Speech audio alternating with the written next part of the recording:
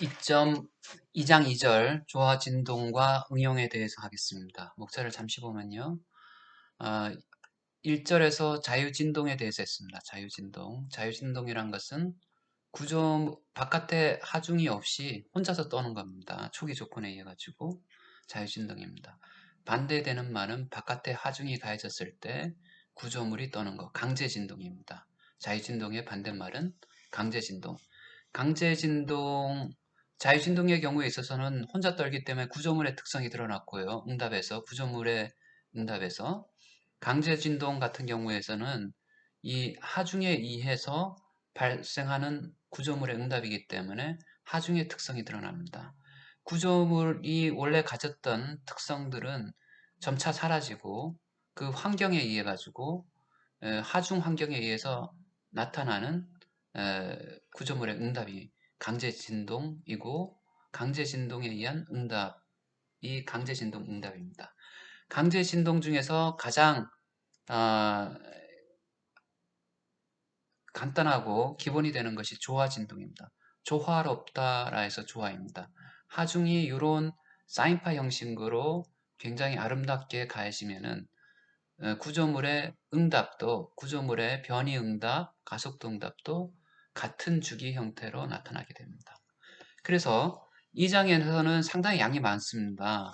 그래서 이 7개 절인데요. 1절에서부터 4절까지는 조화하중에 의한 구조물의 응답, 그 다음 응답되면은 그 보통 정적인 응답에 비해서 동적인 응답의 진폭이 얼만큼 크게 되는지, 그래서 동적 증폭 계수, 그리고 우리가 보통 그 파워 반감 대역폭 해서 감쇄를 구하는 방식이고요.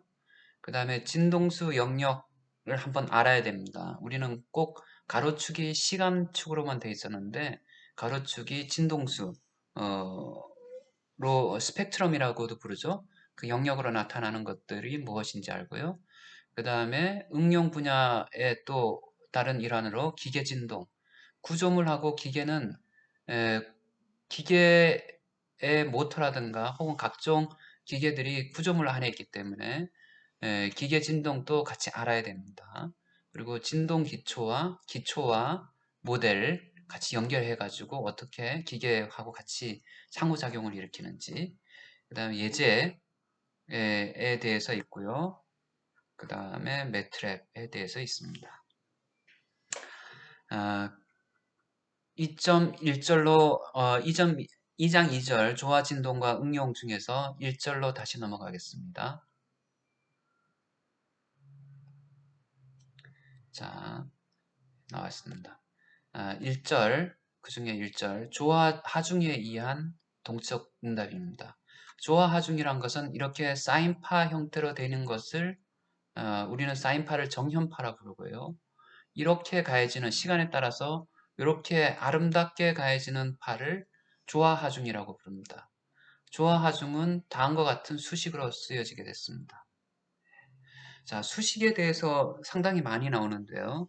그래서 많은 사람들이 제가 수학을 엄청나게 잘하는 줄 알고 있는데 그렇지 않습니다. 수식은 요즘 들어서 소프트웨어 혹은 계산기가 다 풀어줍니다. 수식이란 것은 자연현상을 간단하게 나타내기 위함이지 수식 때문에 자연현상을 알 수 있게 되는 것은 아닌 것 같아요.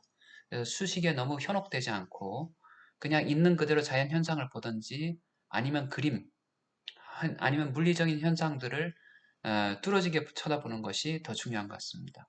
다음과 같이 생긴 것을 정연파라 그러고 하중이 다음과 같이 시간에 따라서 변할 때 이러한 하중을 조화하중이라 그럽니다. 수식으로 나타내면 사인파가 이렇게 하나의 사인 형태가 나타나게 되고 요것의 피크와 피크 사이의 관계를 가진 주기라고 부르고요. 그 역수를 가진 진동수, 거기다 이 파이를 붙이게 되면 각진동수라 부릅니다. 이거를 진폭이라 부르고 AF 진폭이라 부르고 그림을 계속 봅니다.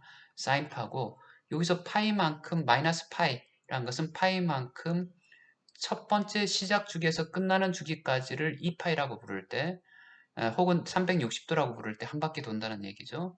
여기서 얼만큼 먼저 출발하느냐, 앞서서 출발하느냐의 각도를 파이 위상각이라고 부른다. 페이즈 앵글. 왜 이렇게 영어를 많이 쓰느냐, 그림에.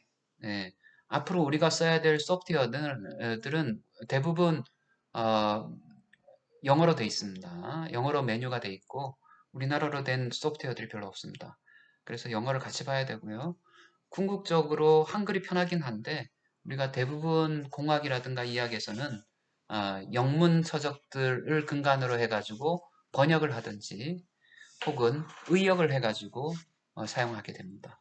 각진동수 오메가 2, excitation의 약자입니다. 가진하다 라는 뜻입니다. excitation, 파이는 위상각, t는 시간, af는 amplitude인데 force의 amplitude, 하중의 amplitude, 그리고 이 하중은 시간의 함수다라는 뜻입니다. 그래서 이러한 하중이 단자유도계에 작용하게 될 때 구조물의 응답 U, 응답을 U, 변이 응답을 U라고 했고 속도 응답을 U dot, 가속도 응답을 U 더블 닷이라고 했습니다. U dot이란 것은 변이를 속도에 대해서 변화량을 구한 것이고 U 더블 덧 가속도란 것은 속도의 변화량을 시간에 대해서 나눠준 거, 기울기입니다. 근데 응답을 보니까 두 가지 파트가 나왔어요. UH와 UP. UH를 보면은 응답을 보면 둘 다 사인파의 형식입니다. 둘 다 거기 진폭이 있고요. 그런데 UH 값은 시간에 따라서 감소하게 됩니다. 그리고 UP 값은 가진 진동수하고 같은 진동수로 나타나게 되고 UD 값은 UH 값은 오메가 D는 근사적으로 오메가 N과 같습니다. 예, 구조물의 고유한 특성으로 떨리게 됩니다. 그림으로 나타나게 되면은 이걸 풀게 되면 여러 가지 하겠습니다. 이걸 풀려고 막 하게 되면 머리 아픕니다. 절대로 풀지 마시고요. 이런 것이 있다라고 기본적인 것만 알고요. 응답으로 나타내면 U 값은 응답이라 부르는데 변이 응답이라 부르는데 조금 전에 오메가 2 값으로 가해졌는데요. 오메가 2 값으로 하중이 가해지게 되면 응답도 오메가 2 값으로 나타나게 됩니다. 단 초기 상태에서는 이렇게 파란색으로 나타낸 것을 UP, 빨간색으로 나타낸 것을 UH라 그랬습니다. UH는 거기 구조물의 고유 특성 오메가 N 값으로 움직이게 되고 오메가 N 혹은 오메가 D 값으로 움직입니다. damped natural frequency. 그 다음에 UP 값은 여기서는 뭐라고 하냐면 정상의 시간이 지나도 계속 변하지 않는 해란 뜻입니다. 혹은 특수해에서 UP, particular solution 에서 P 값을 썼고요. 그래서 UH 값은 homogeneous 재차해라고 부르고요. 한글로 더 어렵습니다. 영어보다. 혹은 천이해, 사라진다는 뜻입니다. 잠깐 나왔다. 혹은 보조해라고 합니다. UH, homogeneous solution입니다. 그래서 처음에 초기 상태의 불안정한 상태에서는 거기 천이해가 존재하지만은 결국에는 하중에 의해서 하중과 같은 진동수로 떨리게 됩니다. 정상해, 시간이 지남에 따라서 계속 유지가 된다는 얘기죠. 특수해라고 합니다. 그래서 일반적으로 조화하중의 동적인 응답은 천이해, UH 값을 무시하고 정상해, 특수해만을 사용한다는 얘기죠. 그래서 이때 처음에 사라지는 것들 다 버리고 이때의 구조물의 진폭, 그 다음에 주기는 오메가 2하고 같죠. 근데 요것을 보면은 사인파로 하중을 여기서는 사인파로 가해줬습니다. 딱 사인파로 가해줬고 위상차가 없습니다. 다른 얘기를 하면은 하중을 가해준 형태는 어떤 식이냐면은 사인파 위상차가 없으니까 그냥 이렇게 파이가 하나도 없다는 얘기. 이렇게 가해줬는데 여기서 보니까 지금 이게 쉬프트가 됐어요. 이만큼 사인파를 가해줬는데 응답이 요만큼 이동돼서 나타납니다. 위상차가 파이가 발생합니다. 파이. 그래서 호모지니어스 솔루션하고 파티큘러 솔루션 천이해 정상해 값은 이렇게 나타나는데 파티큘러 솔루션 정상해 같은 경우는 파이 p 값 쉬프트 위상차가 나타난다는 얘기죠. 하중을 때리고 난 다음에 응답이 구조물의 하중을 때리게 되면은 응답이 파이만큼 지난 후에 응답이 요 하중에 대한 만큼 나타난다는 얘기입니다. 그죠? 파이만큼 지난 후에 시간상으로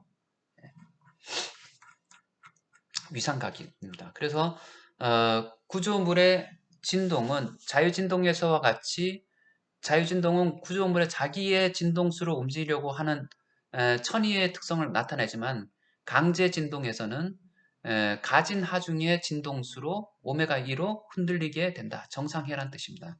정상해, steady state. 그래서 노트가 있네요. 노트가 보면은 정상해 중에서 오메가2로 가진을 해줬을 때 나중에 이렇게 기계진동이라든가 다른 데서 보면요. 오메가2로 가해주면은 진동수 영역상에서 보면은 오메가2로 가주는 앰플리튜드 지금 오메가2로 가해주게 되는데 오메가2의 2배, 3배, 4배 라는 식으로 왜곡파가 생깁니다. 계속 똑같은 것이 진동수 영역상에 혹은 2분의 1배, 3분의 1배 여기 또 생기고 요 생기는 걸 가지고 원래는 요 하중만 가해줬는데요. 계속 왜곡된 파가 생겨가지고 이런 것들은 나중에 기계에서 고조파라 부르고요. 높을 고자 요 안에 자기보다 낮은 건 저조파라고 부릅니다. 그래서 distorted wave 왜곡된 파가 진동수 영역상에서 생긴다라는 뜻이고요.